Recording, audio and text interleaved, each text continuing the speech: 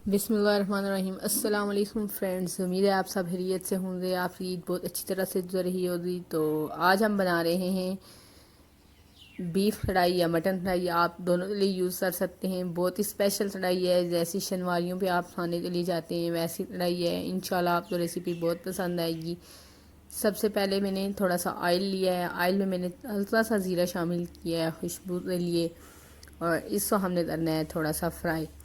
अच्छा, मैंने रोस्ट जो है उसको मैंने ऑलरेडी बॉयल कर दिया, उसमें मैंने थोड़ा सा ज़ीरा और थोड़ा सा लहसुन शामिल किया था, वो मैंने बॉयल कर लिया है। तो अब उसको मैं करने लगी हूँ शामिल इसमें ऑयल में। ये 2 kg रोस्ट की रेसिपी है, तो आप इस हिसाब से अपना कर सकते हैं कि आप थोड़ा या ज़्यादा लें, तो फिर मसाले भी इसी हिसाब से आप इसमें ऐड कर सकते हैं।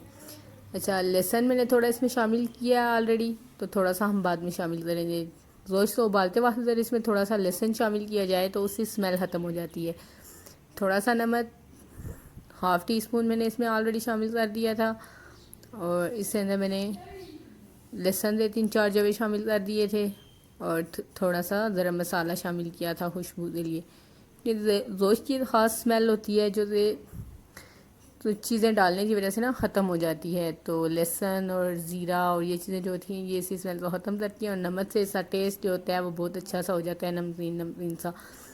तो देखें, अब हमारा गोश्त थोड़ा सा जब हमने इसे फ्राई किया है, तो इसके अंदर अब हम इसमें ऐड कर रहे हैं लहसुन अदरक का पेस्ट, तकरीबन 1.5 टेबल स्पून।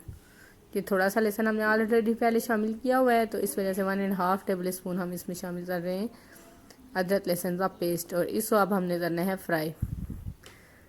जब फ्राई करते हुए आपने आंच को बहुत ज़्यादा तेज़ भी नहीं करना है और बहुत ज़्यादा स्लो भी नहीं रखना है, मीडियम आंच पे आपने इसको करना है फ्राई।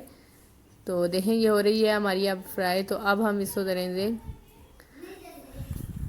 जब ये फ्राई हो जाए थोड़ा सा लहसुन, इसका टेस्ट थोड़ा सा हो जाए, मतलब हल्का सा ब्राउन होना शुरू हो जाए, तो इसके अंदर आपने ले लेने हैं 2 kg गोश्त था हमारा, तो इसके अंदर हमने तकरीबन 1.5 kg लिए हैं टमाटर तो हमने दरमियान से काट लिया है, 2-2 पीस आते, और पूरी कढ़ाई के ऊपर इससे ऊपर हमने इसको फैला दिया है।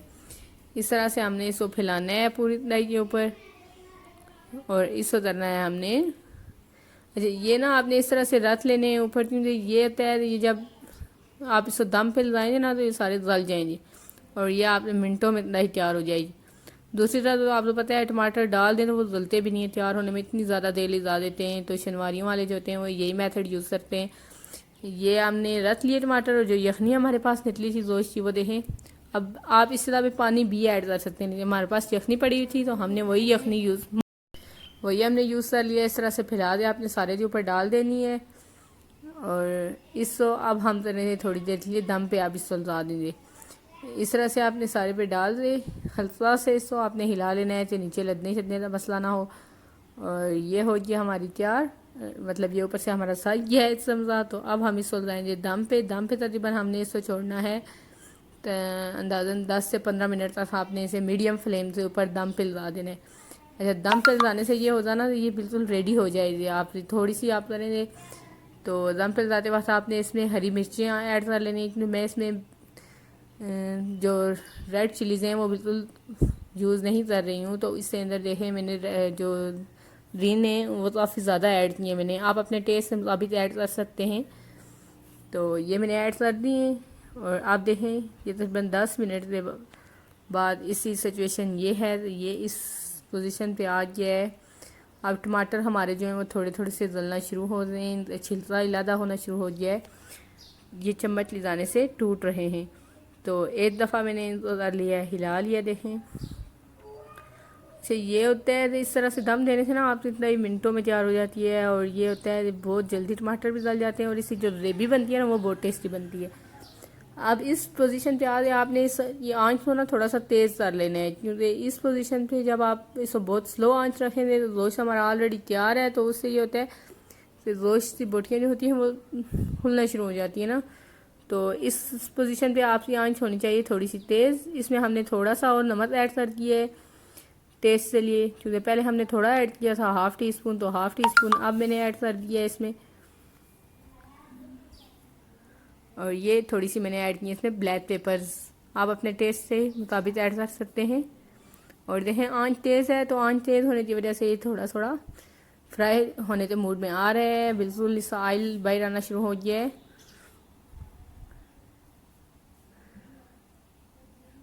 जब इसका ऑयल अच्छी तरह से बाहर आना शुरू हो जाएगा तो फिर आपकी तो हांडी हो जाएगी तैयार। ये देखें जी, बस इसमें ना थोड़ा सा वक्त रह गया इसको तैयार होने में। ये होता है ये, तो आप साइड पे रख लें इतने कोयले, 2 स्मोक देने के लिए। तो वो मैंने दूसरे चूल्हे पे रख दिए। तो इस साइड पे हमारा सालन होने लगा है बस तैयार। देखें इस ऑयल भी इसमें से नशर हो गया है, ये अच्छी तरह से फ्राई हो रहा है। या आप मटन में भी बना सकते हैं और बीफ में भी बना सकते हैं, दोनों में बना सकते हैं और बहुत ही टेस्टी कढ़ाई बन के तैयार होती है। तो अब हम इसको स्मोक देने की तैयारी कर रहे हैं। सबसे पहले मैंने रख लिया है रोटी का छोटा सा पीस इस पर, और ऊपर रख लिए मैंने फोइले।